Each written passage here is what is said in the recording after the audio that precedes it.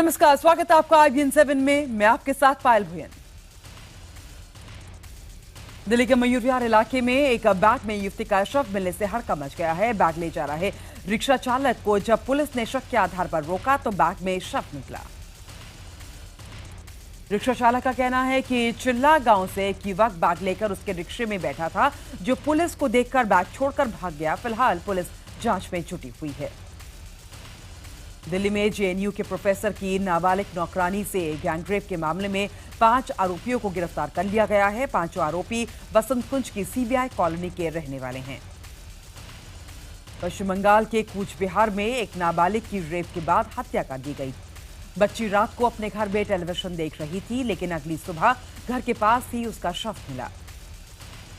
पश्चिम बंगाल के हुगली में 5 तृणमूल समर्थकों पर 11वीं कक्षा की एक नाबालिग छात्रा को उसके घर से अपहरण कर बलात्कार करने की कोशिश का आरोप है।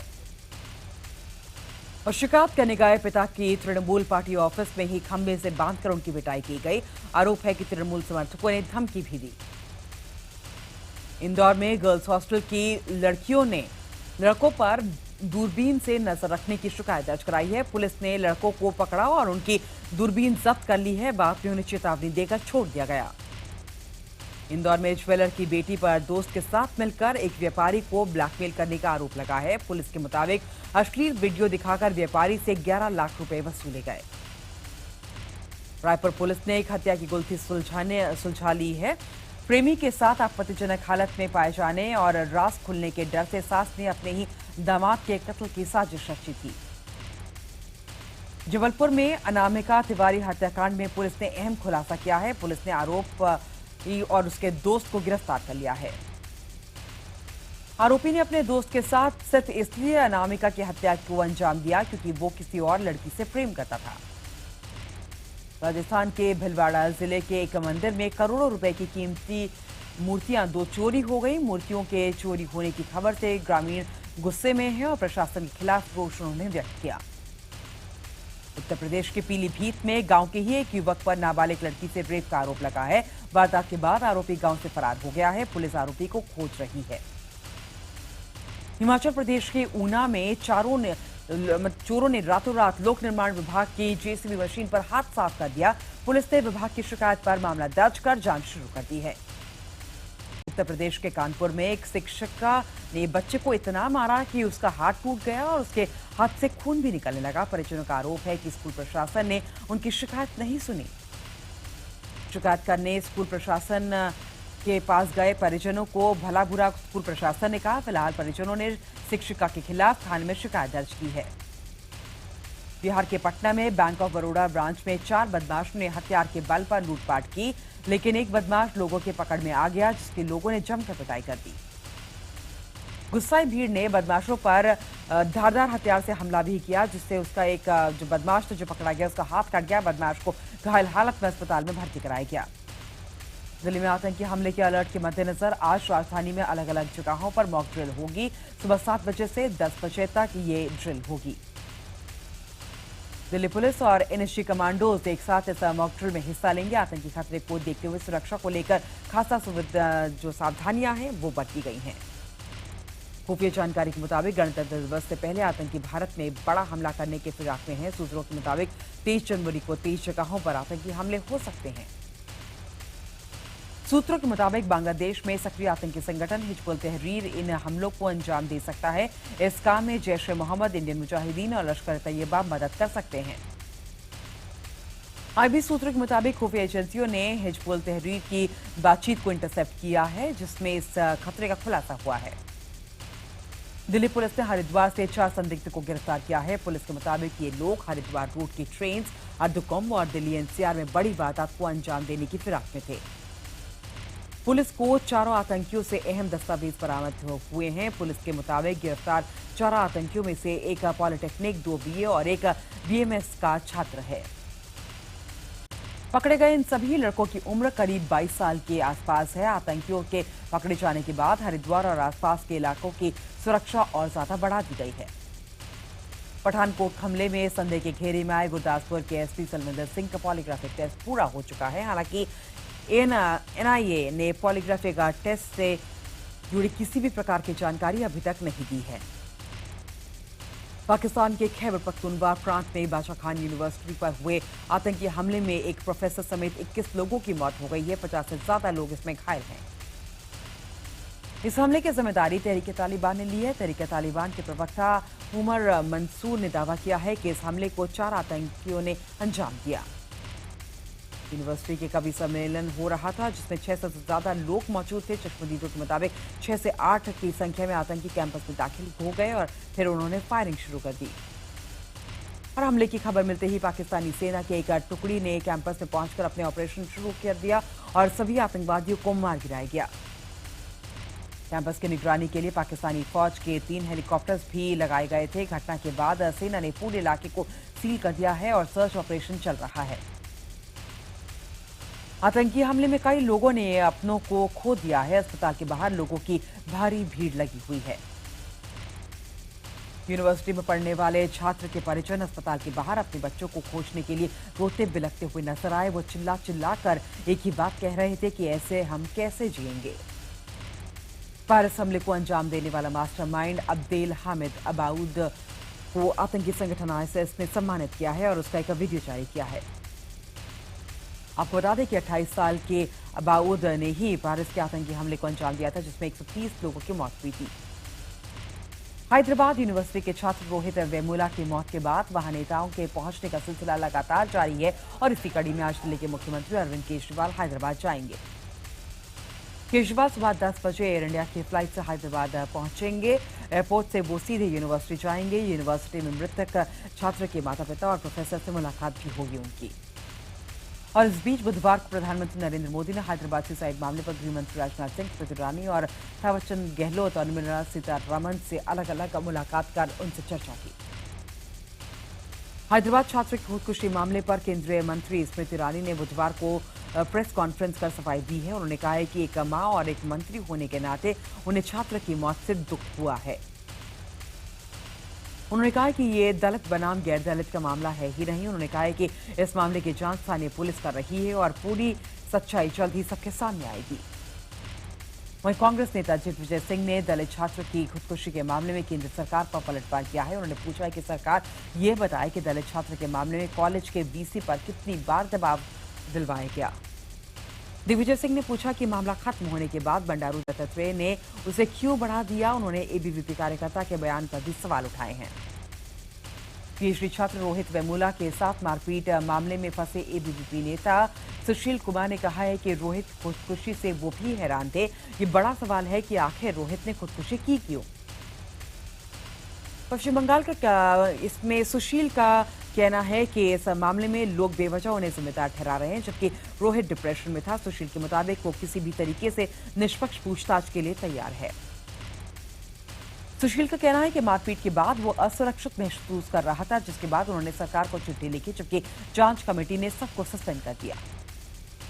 अंग्रेजी अखबार द इंडियन एक्सप्रेस के मुताबिक एबीवीपी नेता सुशील कुमार का ऑपरेशन अपेंडिसाइटिस में दर्द के बाद किया गया था, न कि मारपीट में लगी चोट की वजह से। आपको बता दें कि सुशील कुमार ने आरोप लगाया था कि मृतक छात्र रोहित और उसके दोस्तों की पिटाई के बाद उन्हें अस्पताल में भर्ती होना पड़ा था। सुशील के पिता ने मारपीट की शिकायत केंद्रीय मंत्री बंडारू दत्तात्रेय से की थी, जिसके बाद रोहित और उसके दोस्तों को कॉलेज से निकाल दिया गया था और फिर रोहित ने खुदकुशी कर ली। बीजेपी नेता मुरलीधर राव ने केंद्रीय मंत्री बंडारू दत्तात्रेय का बचाव किया है। उन्होंने कहा है कि रोहित को मनोवैज्ञानिक तौर पर कुछ समस्या थी, जो उसकी सुसाइड लेटर से साफ जाहिर है। वहीं हैदराबाद में रोहित वेमुला की खुदकुशी का विरोध लगातार जारी है। बुधवार को कैंडल मार्च निकालकर छात्रों ने मृतक छात्र को श्रद्धांजलि दी। बीजेपी अध्यक्ष पद के लिए चुनाव के लिए 24 जनवरी को नामांकन भरे जाएंगे। जरूरत पड़नी तो उसी दिन चुनाव भी हो जाएगा। माना जा रहा है कि अमित शाह को ही फिर से अध्यक्ष चुना जाएगा। दिल्ली के मुख्यमंत्री अरविंद केजरीवाल बुधवार को मुंबई के कुर्ला कोर्ट में पेश हुए। केजरीवाल ने 10,000 रुपए का मुचलका दिया, जिसके बाद उन्हें व्यक्तिगत तौर पर कोर्ट में पेशी होने से छूट मिल गई। केजरीवाल पर साल 2014 लोकसभा चुनाव के दौरान मानखुर्द में बगैर इजाजत की रैली निकालने का आरोप है। दिल्ली में केजरीवाल के घर के बाहर कांग्रेस कार्यकर्ताओं ने वहां पर प्रदर्शन किया। प्रदर्शनकारियों को रोकने के लिए पुलिस ने पानी की बौछारों का भी इस्तेमाल किया। दरअसल कांग्रेस कार्यकर्ता कई महीनों से पेंशन रोकने के खिलाफ प्रदर्शन कर रहे थे और इस दौरान उनके बैरिकेडिंग को पार करने की कोशिश की, जिसके बाद पुलिस ने पानी की बौछारों का इस्तेमाल किया। केंद्र सरकार के सभी मंत्रालयों को अब किसी भी योजना में रोजगार की संभावनाओं का जिक्र भी करना होगा। कैबिनेट सचिव ने सभी मंत्रालय को इस संबंध में दिशा निर्देश जारी किए हैं। प्रधानमंत्री नरेंद्र मोदी 22 जनवरी को वाराणसी से पहली मॉडल ट्रेन महामना एक्सप्रेस को हरी झंडी दिखाएंगी। ये ट्रेन आधुनिक कोचों से लैस होगी, जो वाराणसी से लखनऊ होती हुई दिल्ली पहुंचेगी। रेल में यात्रा करते समय ट्विटर पर मदद मांगने का तरीका काफी कारगर साबित हो रहा है। एक ऐसे ही मामले में ट्रेन में शराब पी रहे व्यक्ति को पकड़ लिया गया। जबलपुर से मुंबई जाने वाली गरीब रथ में एक शख्स शराब पी रहा था, जिसकी शिकायत दूसरे यात्री ने रेल मंत्री सुरेश प्रभु के ट्विटर पर कर दी, जिस पर रेलवे ने तुरंत कार्रवाई ली।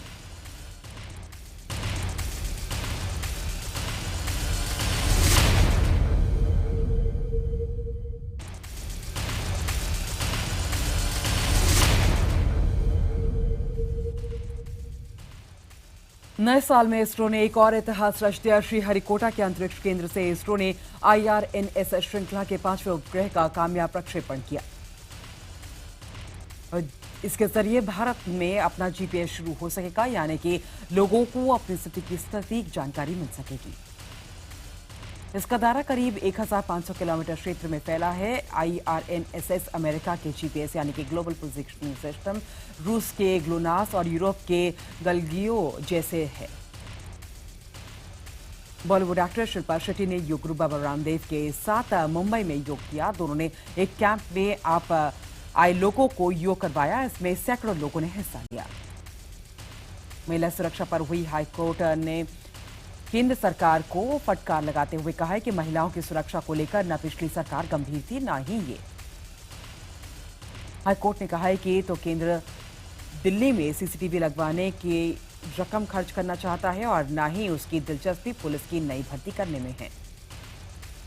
कोर्ट ने कहा है कि ऐसा कैसे हो सकता है कि गृह मंत्रालय दिल्ली पुलिस में 14,000 और भर्तियों की मंजूरी दे चुका है, लेकिन एक्सपेंडिचर डिपार्टमेंट ने पैसा न होने की बात कहकर अड़ंगा लगा दिया है।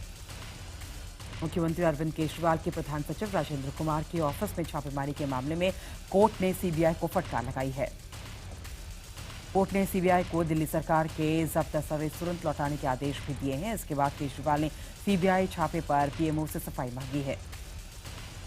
यमुना में अमोनिया खतरनाक स्तर तक पहुंच जाने की वजह से दिल्ली सरकार ने अपने 2 बड़े वजीराबाद और चंद्रवाल वाटर ट्रीटमेंट प्लांट को बंद कर दिया है। दोनों प्लांट बंद होने से 1/4 दिल्ली में पानी की किल्लत हो गई है। सरकार का कहना है कि यमुना में अमोनिया का स्तर सामान्य होने में कम से कम 24 घंटे का वक्त लगेगा। उज्जैन में एक शादी में दुल्हन घोड़ी पर बैठी हुई नजर आई। उज्जैन में पाटीदार समाज में बेटियों को बेटे के बराबर दिखाने के लिए ये परंपरा सालों से निभाई जा रही है और इसी परंपरा को आगे बढ़ाते हुए बेटी से दुल्हन बनी चेतना को घोड़ी पर बिठाकर उसकी धूमधाम से बारात निकाली गई। इस बारात में रिश्तेदारों के साथ साथ दोस्त, परिचित और पाटीदार समाज के लोग शामिल हुए। पाटीदार समाज का मानना है कि सभी समाजों को इस परंपरा को अपनाना चाहिए और बेटा और बेटी को एक समान मानने का संदेश देना चाहिए। पश्चिम बंगाल के कूच बिहार जिले में काफी देर तक उत्पात मचाने के बाद आखिरकार एक तेंदुए को वन विभाग के अधिकारियों ने पकड़ लिया। तेंदुए ने 6 लोगों को घायल कर दिया था, जिनमें से 2 की हालत गंभीर बताई जा रही है। गुजरात के कच्छ में डायनासोर्स के जीवाश्म मिले हैं। आर्कियोलॉजिस्ट का दावा है कि ये जीवाश्म 100 करोड़ साल से भी ज्यादा पुराने हो सकते हैं। कश्मीर घाटी में दिन में धूप निकलने के बावजूद रात में पारा -3 डिग्री सेल्सियस के नीचे चला जा रहा है। डल झील के बीच का हिस्सा अब भी भीषण ठंड के चलते जमा हुआ है। जयपुर में आज से लिटरेचर फेस्टिवल का आगाज हो रहा है। मुख्यमंत्री वसुंधरा राजे उद्घाटन समारोह की मुख्य अतिथि होंगी। इसकी शुरुआत राजस्थानी संगीत का नाथू सोलंकी और चुगे खान के कार्यक्रम से होगा। साहित्य के इस महाकुंभ में राजस्थान की संस्कृति और कला के कई रूप भी देखने को मिलेंगे। फेस्टिवल में 400 से ज्यादा नामी साहित्यकार और लेखक शिरकत करेंगे। राजस्थान के भिलवाड़ा में एक वरिष्ठ अध्यापक का मेहनताना नहीं देने पर कोर्ट ने संगीत कला केंद्र की कुर्की के आदेश दे दिए हैं। कोर्ट के आदेश पर संस्था परिसर खाली कराकर उसे सील कर दिया गया। दरअसल इस संस्था ने एक 27 साल से अध्यापक का मेहनताना नहीं दिया था और करीब 8 लाख रुपए का भुगतान अटका हुआ था। जयपुर के फ्राकपुरा इलाके में एक घर से स्वास्थ्य विभाग की टीम ने नकली दूध बनाने का जखीरा पकड़ा है। टीम ने मौके से 15 किलो रासायनिक पेस्ट और 5 लीटर मिलावटी घोल भी बरामद किया है। मामले में एक आरोपी को पुलिस ने गिरफ्तार कर लिया है और घर के अन्य सदस्य मौके से फरार हो गए हैं। आरोपी ये गोरख धंधा करीब 2 साल से अपने घर से ही चला रहा था। राजस्थान के बारां में एक किसान बाकी किसानों के लिए प्रेरणा बन गया है। उसने सफेद मूली, हल्दी और रजनीगंधा की जैविक खेती कर लाखों कमाए। उत्तर प्रदेश में आज पूरी तरीके से पॉलिथीन बैन कर दी गई है। सरकार के इस फैसले से मेरठ में पॉलिथीन का कारोबार करने वाले व्यापारियों में हड़कंप है। व्यापारियों ने सरकार के इस फरमान को तानाशाही करार देते हुए कहा है कि सरकार ने बिना विकल्प दिए पॉलिथीन पर बैन लगा दिया है। साथ ही सरकार की गाइडलाइंस भी स्पष्ट नहीं है। उत्तर प्रदेश के मंत्री शिवपाल यादव ने कहा है कि अखिलेश सरकार ने जनता से किए गए वादे महज 3 साल में पूरे कर लिए हैं और जल्द ही एक्सप्रेसवे का काम भी पूरा कर लिया जाएगा। वाराणसी में 22 जनवरी यानी कि कल होने वाले प्रधानमंत्री मोदी के कार्यक्रम के मद्देनजर प्रशासन जोर शोर से सुरक्षा इंतजाम पुख्ता करने की तैयारियों में लगा हुआ है। कार्यक्रम स्थल की सुरक्षा के लिए खासा इंतजाम किया गया है। बिहार में कपड़ों पर 5% वैट लगाने के विरोध में Bihar textile chamber of commerce ने आज से 2 दिन की हड़ताल की घोषणा की है। व्यापारियों का कहना है कि इस फैसले से उन्हें बहुत नुकसान उठाना पड़ेगा। दंगल की शूटिंग के दौरान आमिर जब लुधियाना पहुंचे तो उनके फैंस उनकी एक झलक पाने के लिए बेकाबू हो गए, जिसके बाद आमिर को एक घर में शरण लेनी पड़ी। विद्या बालन ने अपनी फीस घटा दी है। 5 करोड़ चार्ज करने वाली विद्या बालन अब सुजय घोष की फिल्म 2 करोड़ में करने के लिए राजी हो गई हैं। सलमान खान अपनी दोस्त लूलिया वेंतुर के साथ एक टीवी शो होस्ट कर सकते हैं। एक अखबार के मुताबिक सलमान और लूलिया दी फार्म नाम का एक टीवी शो कर सकते हैं। परिणीति चोपड़ा का नाम धूम सीरीज की नई फिल्म को लेकर चर्चा में है। खबरों की माने तो धूम 4 में ऋतिक रोशन और परिणीति चोपड़ा की जोड़ी नजर आ सकती है। सीरिया और इराक में आतंकी संगठन आईएसआईएस के खिलाफ लड़ाई तेज करने पर अमेरिका, फ्रांस समेत 7 देशों के रक्षा मंत्री समेत सहमत इसमें हो गए हैं। पिछले 1 साल में आईएस पर और भी तेज हमले होंगे। पूर्वी चीन के शंगराओ शहर में फायर वर्कर्स प्लांट में विस्फोट होने से 3 लोगों की मौत हो गई। इस हादसे में घायल 50 से ज्यादा लोगों को अस्पताल में भर्ती कराया गया है। यूक्रेन के दक्षिणी और पूर्वी हिस्सों में भारी बर्फबारी हो रही है, जिसके चलते 8 राज्यों में 280 से ज्यादा रिहायशी इलाकों में जनजीवन ठप हो गया है। पश्चिमी जापान में कड़ाके की ठंड के चलते एक मंदिर बर्फ से ढक गया है। मंदिर पर्यटकों के लिए आकर्षण का केंद्र बना हुआ है। साल 2015 अब तक का सबसे गर्म साल रहा।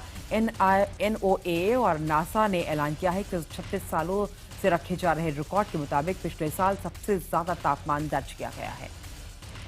ऑस्ट्रेलिया दौरे पर एक बार फिर से टीम इंडिया को जीतते हार मिल गई। 349 रन के लक्ष्य का पीछा करते हुए टीम इंडिया 224 रन पर ही सिमट गई।